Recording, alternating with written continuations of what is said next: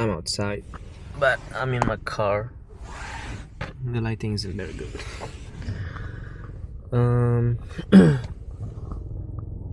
I was thinking last night about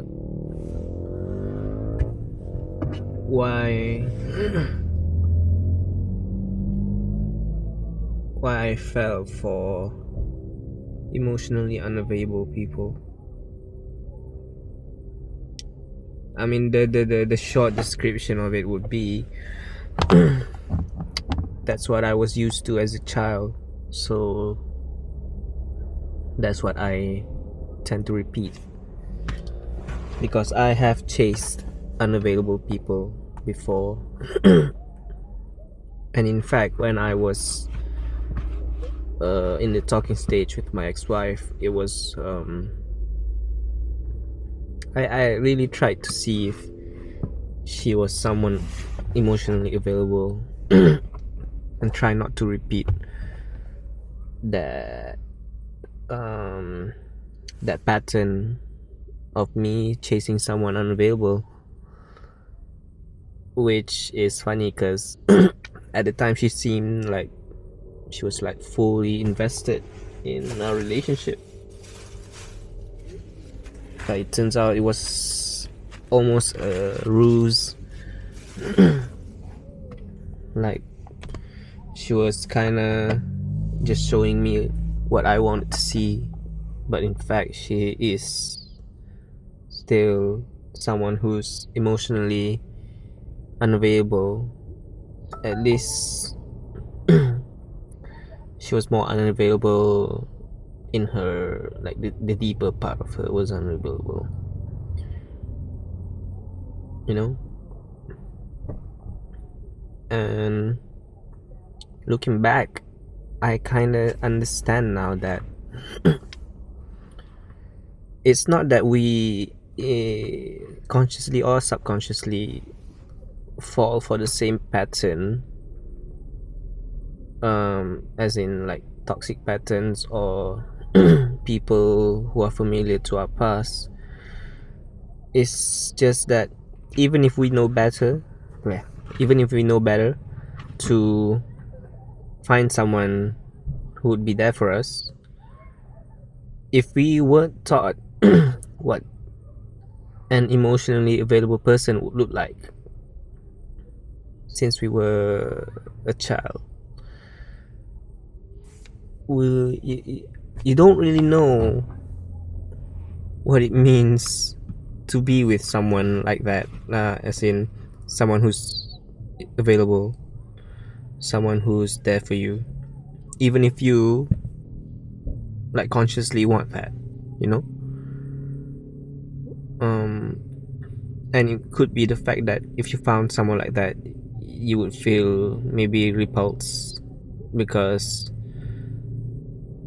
it's so unfamiliar from what you know.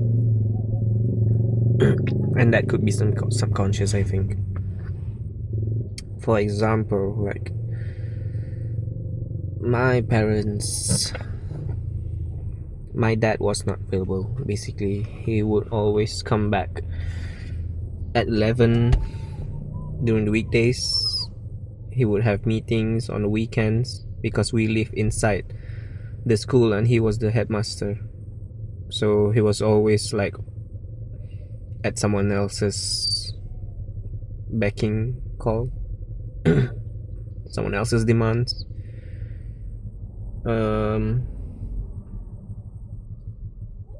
So it's just basically he was never around. Maybe like on the weekend, maybe in the morning, maybe we would have breakfast together, but then in the afternoon he would have to go to the dormitories, have to go to the office. There's just always something else to do besides being with your family, you know. So safe to say I never had any relationship with him. Even now, he retired, and I just don't know the guy, and I feel like He even after being retired for, I don't know, over 10 years, he doesn't seem to have the intention to have any relationship with his children. He would rather have them with someone else's child, I guess. So I don't feel like it might be entitled for me, but if he's not putting in any efforts, I don't think he's entitled to any effort on my end, you know, because at this point I just really don't care. I just don't know how to create a relationship with someone who's like who doesn't know how to face his own children, you know. And then my mom, we had a lot of siblings, and like almost every other day my youngest brother, the one above me, he's always gonna have some sort of emotional outbursts, screaming, shouting, making a scene, wanting things his way. So my sisters and my other siblings, my two older brother, I have 3 brothers, so the 2 older ones will really, you know, have their hands full dealing with him, my youngest brother, who I said was going to Qatar. So even though we had 5 siblings, I was never seen.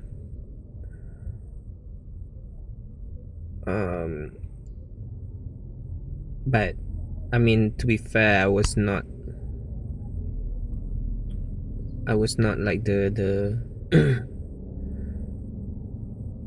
victim of major bullying. It's just that I never felt seen.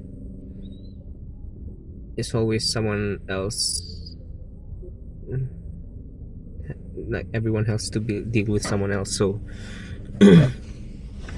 I tried my best, even at such a young age, to be non-problematic, because like when you have someone near, like a sibling who's like just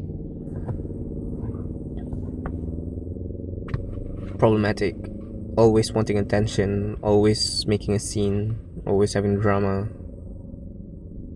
like I tried my best to be the golden child, the one who doesn't cause any scene. It might be a form of people pleasing,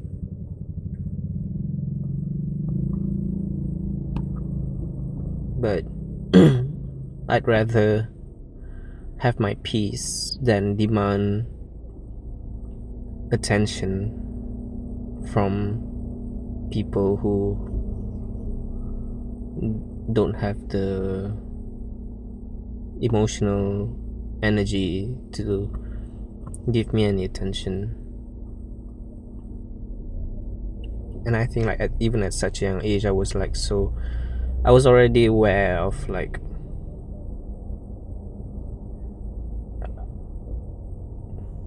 other people's like energy.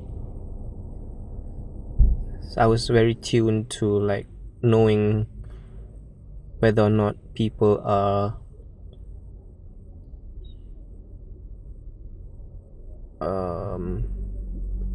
people have the energy to tend or to you know, to deal with someone. So yeah, the only time maybe my mother would give me any attention at all, or like praise me or anything, is if I achieve something, if I get accolades. And sometimes even when I don't get accolades,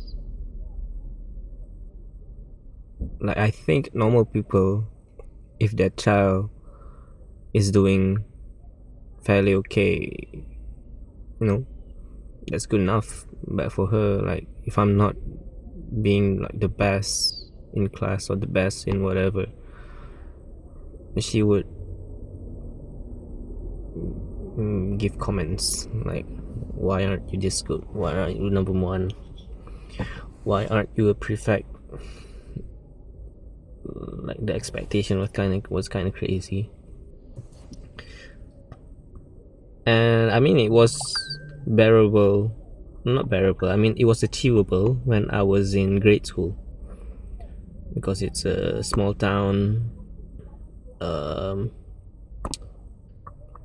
The guys the level wasn't that high, to be frank. I mean, grade school was easy, straight up. But then I went to like one of the top schools in the country. Not the top, but maybe, I don't know, top 10, top 20. So I was a big fish in a small pond. Now I'm put inside a big pond. So suddenly I'm not the smartest in the room. And like my high school friends, like they're not only smart, they're also talented, they're also sociable, they're also good looking, some of them. So I was starting to have some what do we call it, inferior conflict, complex, yeah, inferiority complex. And like I was no more able to get number one. I could not become a prefect. Could not get I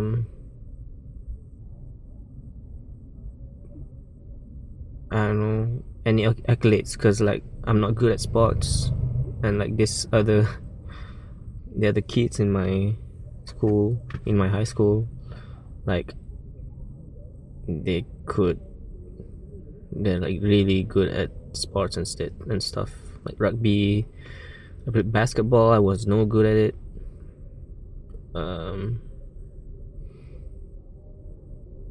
The only thing that I actually enjoyed during my high school days was the editorial board, where I created the school magazine. I really had fun with that, but it's not anything amazing. So my mom, she only focuses on the negative stuff, on like, why am I not good enough, why am I not number one, or why am I not even in the top class, why did I not get straight A's for PMR, for SPM. And like I guess during that high school period I was disenchanted, because one thing I realized, that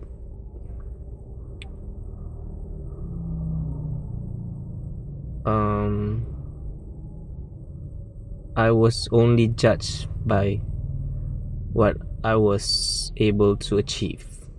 That's one thing. And then another thing is that I was not even seen, because what I really like was visual art.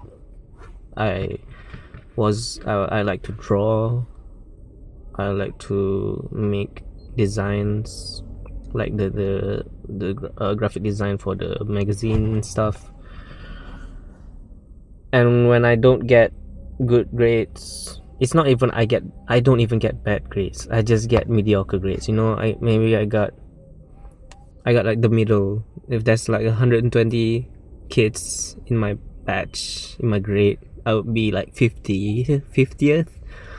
I would be number 60. And it's not like I'm not stupid. It's just that it's never good enough for my mom. And like she would tell me to stop drawing, stop with my hobbies, and use the time to study. And there was this one time before our PMR exams where we had a session where the parents were allowed to come to the school, because we were a boarding school. So the parents were allowed to come, but so I have this friend of mine. He was really happy that his parents came, and like for me, my parents came and I didn't feel anything. I didn't really care if they come or not. Maybe they didn't come and I wouldn't care. I wouldn't feel anything. And my friend said, like, Kim, aren't you happy that your parents came? Because he was like so elated to see his parents for a few hours. And then he was like so sad when his parents went back to their home. And I was like, my parents came, and then like, okay, whatever, go home. And that's when I realized, like,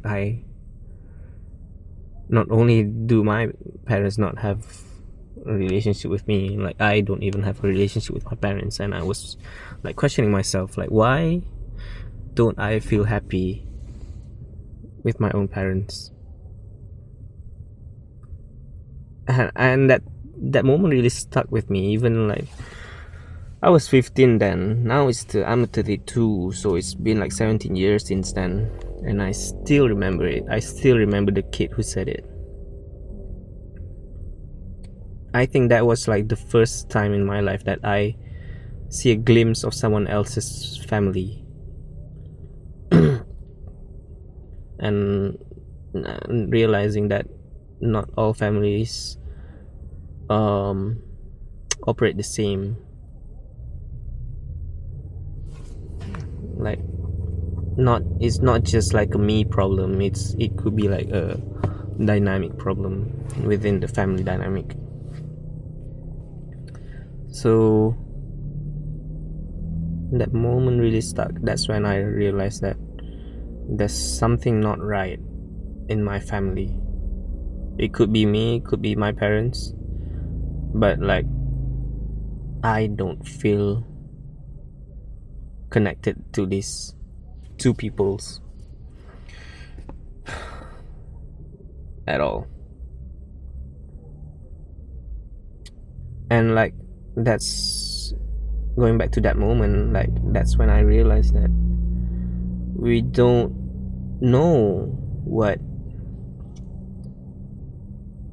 a positive connection or an emotional available relationship look like, because we weren't bred in that, rather we did not grow up in such a situation, so we wouldn't recognize what a toxic relationship actually look like, because we don't have any point of comparison. So for someone else who was born with a loving parent, or even just like having some sort of relationship. I'm not saying that every relationship is like a happy one, but or rather like every relationship is good in terms of your upbringing, but sometimes you gotta have some relationship at least. Most people don't have it good, I believe, but most people still do have a relationship with their parents, and I feel like I don't have it. So I think what happened in my marriage is that, yes, at first she was very attentive, she was very open, very emotionally available, but then after a while she just reverted to her own dynamic with her family, which is not talking, not communicating, not really attending, or not really talking about your feelings, not talking about your like dissatisfaction. And because I don't know how people, when they have dissatisfaction, react or like talk heart to heart with your spouse or your family members. I don't have a point of reference for that, so I also don't know that there was something wrong going on in my relationship, in my marriage, because she didn't want to talk about it. I mean, I did try to communicate, but then it always ends up with her not wanting to, not wanting to talk about it. So, and I would just leave it at that, because like even for me, that's I would be open to be talking about it, but if she don't want to communicate, like I don't know how to force any communication, because I also was born in a family that does not communicate.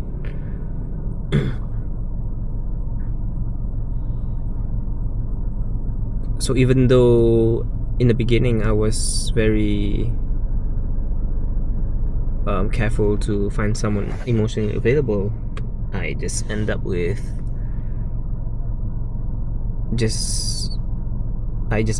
what I knew, which was my own family dynamic. And it's funny because at first she came off as someone that was open to communicate, open to like emotionally available and stuff, but in truth, even though I consciously wanted someone available, I still ended up with someone who's emotionally unavailable. Like I couldn't run from it, even though I tried to. Even though I've been years since trying to fix my own issues, even like non-relationship related, I just still ended up with someone who repeats what my family was. And it's like been years I've left, like I haven't lived with my family for years. Then I was outside the house since I was 13, and then I studied overseas at 20. I'm 32 now, so I don't even consciously remember what it was like to be in the family dynamic, but I believe my subconscious still remembers. So it just ends up with what's familiar, you know. And talking about conscious, like, I'm older now. I have seen more than one family dynamics, people who actually talk with their family members, people who know how to communicate. So I'm not only just saying this out of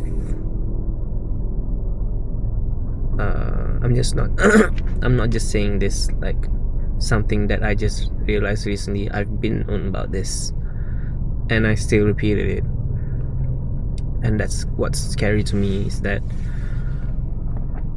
you can really try your best, but at the end of the day, your subconscious is gonna take over your decision making, and you will kind of end up at square one. So I guess at the end of the day, you still have to change your whole belief system, so that your subconscious will also recognize recognize unavailable people, recognize people who won't communicate, so that like it could save the both of you from pain and suffering.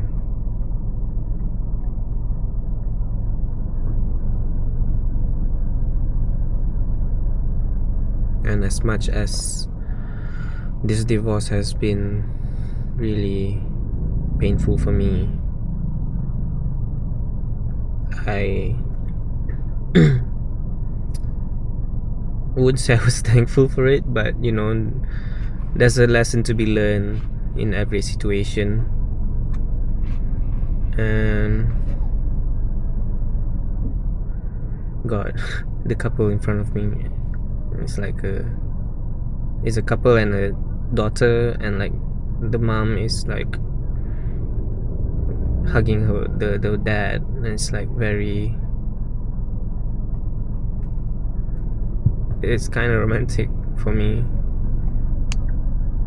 to see people who are married with children and still in love with each other. Anyways, what was I saying?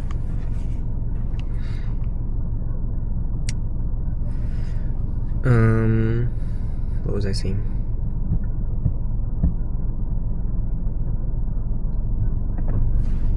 So I guess I need to. Oh yeah. I was like every situation has a lesson to be learned, and for this divorce, the lesson was that I had to go through an ego death. It forces my subconscious to finally realize that it's selecting the wrong kind of people into my life, even though I've been known about how, like, the need to choose the right people in my life. But at the end of the day, when it comes to relationship, it's your subconscious who really makes you feel a kind of pull to certain people, and it will always pull you into something that it's familiar with, even though it's not good for the both of you. Even though consciously you kind of know that someone who's emotionally unavailable is no good for you, your subconscious is gonna find ways to make you fall for that person.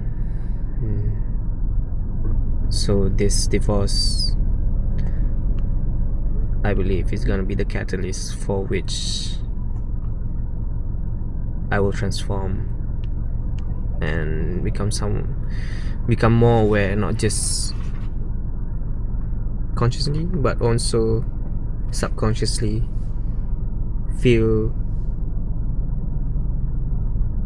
not feel attraction to someone who's unavailable, you know.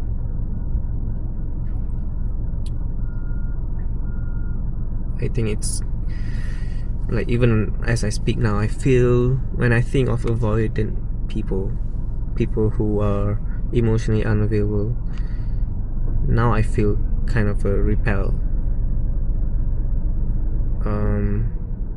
I feel kind of disgusted. Just thinking about someone who's not mature, you know. And disgust, I think, is a very visceral feeling that you can only feel subconsciously. Because at least for me, like, disgust is not something that's easily explained. It's just like you feel very repelled by something, and sometimes you can't even explain it.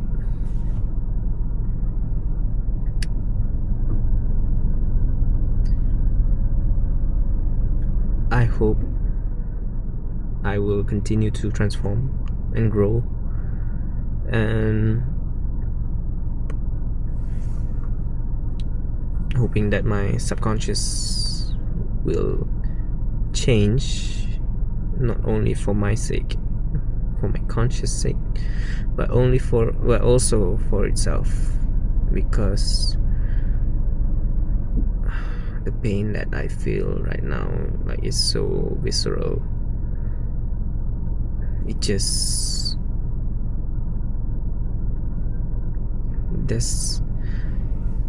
there are pain when someone hurts you, but there's also pain, like a different level of pain, when someone betrays you.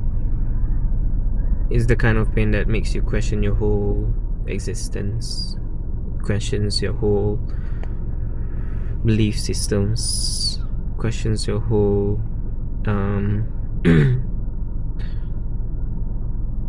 core of who you are. And like, because of that, like, you can no longer run away from transformation, because if you stay as you are, like before, because nothing bad ever happened, you can stay at your comfort zone and be okay with it, even if you wish you were someone better, you wish you were doing something better for your life, but it was not painful, you know. It's comfortable and it's not painful. It's not good, but it's very comforting. But now the same spot is no longer comfortable, and it's painful to stay stuck, that I have no other choice but to transform. I have to change.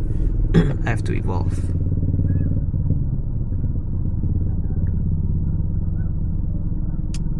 It's not gonna be fun, for sure, but